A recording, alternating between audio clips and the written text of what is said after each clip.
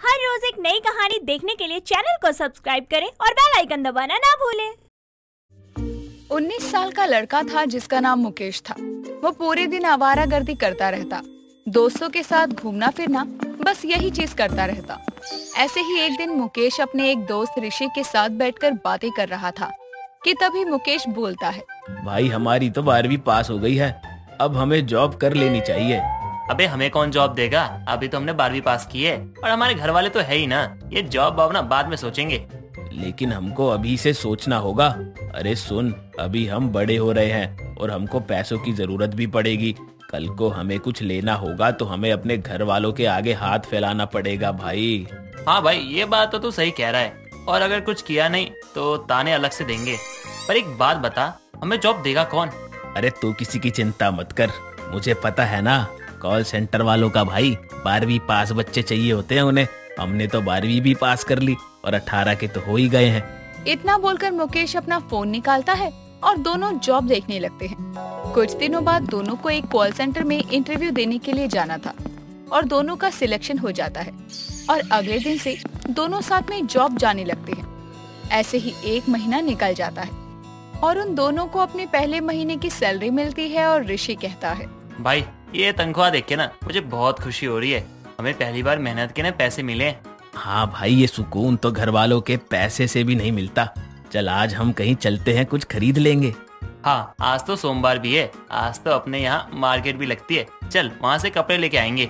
ऋषि और मुकेश दोनों अपनी अपनी सैलरी लेकर बाजार चले जाते हैं और अपने लिए कुछ कपड़े लेते हैं और घर आते हैं। मुकेश अपने घर आकर अपने नए कपड़ों को वहीं सोफे पर फेंक देता है और उन कपड़ों को देखकर मुकेश की माँ ममता कहती है, ये इतने सारे कपड़े कहाँ से लाया तू?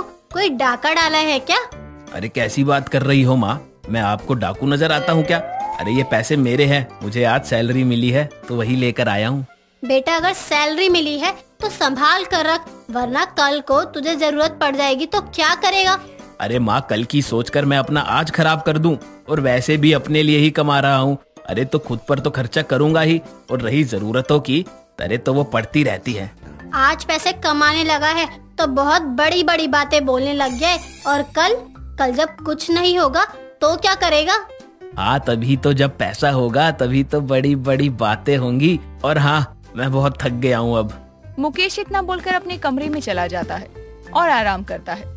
ऐसे ही दिन गुजरता है और दोनों दोस्त साथ में ऑफिस जाया करते थे। ऐसे ही एक दिन मुकेश अपनी जगह पर बैठकर काम कर रहा था। उसके पास रिया नाम की लड़की आती है जो कि उसी के ऑफिस में काम करती थी। हेलो मुकेश, कैसे हो तुम? मैं ठीक हूँ, तुम बताओ। और आज यहाँ कैसे? कुछ नहीं, बस मुझे तुमसे कुछ बात करनी थी। हाँ हाँ बोलो। क्या तुम मुझे छुट्टी में ऑफिस के बाहर मिलोगे? हाँ, और अकेले आना, किसी को साथ मत लाना, वो तुम्हारे दोस्त ऋषि को भी नहीं। रिया इतना बोलकर चली जाती है और शाम को छुट्टी में मुकेश बाहर रिया का इंतजार करता है। कुछ देर बाद रिया आती है और दोनों साथ में एक पार्क में जाकर बैठ जाते हैं। वहाँ पर रिया मुकेश को प्रपोज करती है और मुकेश भी हाँ कर देता है। अब मुकेश एक रिलेशनशिप में आ गया था, जिस वजह से वो ऑफिस की बहुत छुट्टियां करने लगता है और झूठ भी बोलने लगता है। और ऐसे ही एक दिन मुकेश ऋषि को बोलता है, ऋषि तुझे पता है, अरे मेरी गर्लफ्रेंड है और हम दोनों एक दूसरे से बहुत प्यार करते हैं। गर्लफ्रेंड? ये कब बनाई तूने? और है कौन? अरे वो अपने ऑफिस में रिया है ना, अरे वही मेरी गर्लफ्रेंड है, और आजकल मैं छुट्टी करके उसी के साथ जाता हूँ। भाई वो रिया बहुत बेकार लड़की है, वो बस पैसे से प्यार करती है। मेरी बात ना, उसको छोड़ दे, अपने काम पे ध्यान दे। अबे यार, मैं तुझे बता रहा हूँ और तू मुझे ही मना कर रहा है। अच्छा एक काम करता हूँ, उसकी दोस्त से तेरी सेटिंग करवा देता हूँ, बोल। नहीं भाई, तू ही कर, मुझे कोई इंटरेस्ट नहीं इन चीजों में, और ना ही उस रिया की दोस्त में इंटरेस्ट है मुझे तो बस पैसा कमाना है। और हाँ, आज तुझे बता देता हूँ, उस रिया के पीछे ना बहुत रोएगा आगे जाके।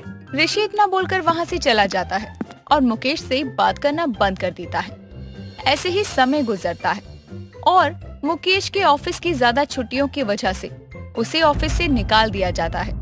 अब वो घर में रहने लगता है। ऐसे ही एक दिन मुकेश घर में अकेले बैठा हुआ था कि तभी उसका पड़ोसी वर्मा आता है और बोलता है, क्या हुआ मुकेश बेटा, तुम आजकल काम पर नहीं जा रहे हो? तबीयत तो ठीक है ना? हाँ अंकल जी, तबीयत तो ठीक है, बस ऑफिस से ज्यादा छुट्टियां लेता था इसलिए निकाल दिया। अच्छा अच्छा, तो तुम ऑफिस की छुट्टी करके कहाँ जाते थे? कोई लड़की का चक्कर तो नहीं है? मुकेश उनसे कुछ बात नहीं करता और उठकर घर के अंदर चला जाता है। वर्मा जी उसको कहने के लिए फोर्स भी नहीं करते और काम पर चले जाते हैं। कुछ समय बाद रिया मुकेश को मिलने आती है। देखो बेबी, ये चांदी की रिंग कितनी प्यारी है ना, ये मुझे दिलवा दो। जॉब लगने के बाद दिला दूंगा, अभी तुम्हें पता ही है कि मैं घर में हूँ। अगर तुम्हारी जॉब नहीं लगेगी तो क्या तुम मुझे कुछ नहीं दिलाओगे? तुम हमेशा ऐसा ही करते हो, जब कुछ बोलूं तो जॉब का बहाना बना देते हो। तुम्हारे साथ रिलेशनशिप में आकर तो मैं पछता रही हूँ। तुम ये मत बोलो कि तुम्हारी वजह से ही मेरी जॉब गई है। ऋषि सही कह रहा था, अरे तुम मुझसे नहीं मेरे पैसे से प्यार करती हो, तभी तो इस मुश्किल घड़ी में मेरा साथ देने की जगह डिमांड कर रही हो। तुम रहने दो, तुम जैसे लड़के ऐसे ही होते हैं। जब गर्लफ्रेंड की डिमांड पूरी नहीं कर सकते तो रिलेशनशिप में आते ही क्यों हो? तुमसे अच्छा तो मेरा दोस्त संदीप है, कम से कम मेरी हर विश पूरी करता है। हाँ तो उसके पास चली जाओ, मुझसे मिलने की जरूरत नहीं है। जाओ जाकर उस संदीप के साथ रहो। अरे जो लड़की दुख में साथ नहीं दे सकती वो भला किसी रिश्ते के लायक ही नहीं है। मुकेश और रिया में लड़ाई होती है और कुछ दिनों बाद दोनों का ब्रेकअप भी हो जाता है। अब मुकेश बहुत ज्यादा परेशान रहने लगता है। उसको रिया की बहुत याद आती है, जिसके चक्कर में वो दोबारा से कॉल सेंटर में चला जाता है ताकि वो रिया को भुला सके। कुछ दिन काम करने के बाद अब धीरे धीरे वक्त गुजरता है। ऐसे ही एक दिन दोबारा वर्मा जी मुकेश के घर आते हैं। और बेटे कैसे हो, और काम कैसा चल रहा है तुम्हारा? बस अंकल, वही कॉल सेंटर से घर और घर से कॉल सेंटर, बस ऐसे ही दिन निकल जाता है। अच्छा एक बात बताओ, इस कॉल सेंटर में कब तक काम करोगे तुम? और कुछ सोचा है ताकि तुम ज्यादा पैसे कमा सको? अगर तुम्हारे पास पैसे हैं तो तुम्हारे पास सब कुछ है, और पैसे नहीं तो कुछ भी नहीं। जी अंकल, मैं भी इस कॉल सेंटर की जिंदगी से परेशान हो गया हूँ, मैं कोई और जॉब देखूंगा। वर्मा जी मुकेश को कुछ देर समझाते हैं और वहाँ से चले जाते हैं। ऐसे ही दिन गुजरता रहता है और मुकेश एक MNC कंपनी में काम करने लगता है, जिसमें उसकी सैलरी 40,000 थी, जिससे वो बहुत खुश था। कुछ ही सालों में मुकेश अपना एक बड़ा घर, कार और खुद को पूरी तरह सेटल कर लेता है। ऐसे ही एक दिन मुकेश बाजार से घर आ रहा था, तभी उसको ऋषि मिलता है और बोलता है, अरे ऋषि, तू यहाँ कैसा है भाई, और आज यहाँ क्या कर रहा है? मैं बिल्कुल ठीक हूँ भाई, और जॉब भी कर रहा हूँ। तू ये बता, तेरा और रिया का रिश्ता का क्या हुआ? अरे भाई तू सही कह रहा था, अरे वो तो गोल्ड डिगर लड़की थी, और रिया से तो मेरा बहुत पहले ही ब्रेकअप हो गया। अरे उसके जाने के बाद मेरी लाइफ इतनी अच्छी गुजरी है, तुझे क्या बताऊं। आज मेरी जॉब एक MNC कंपनी में लग गई है। चल अच्छा है, मेरी भी एक अच्छी जॉब लग गई है और अच्छा पैसा कमा रहा हूँ। पैकेज भी इतना अच्छा है कि लोग भी गलत नहीं बोल सकते हैं। हाँ मेरे साथ भी ऐसा ही है, मैं भी बहुत खुश हूँ। लोग कहते हैं कि पैसा है तो बड़ी बड़ी बड़ी बातें, वरना तो बस जिंदगी खराब है भाई।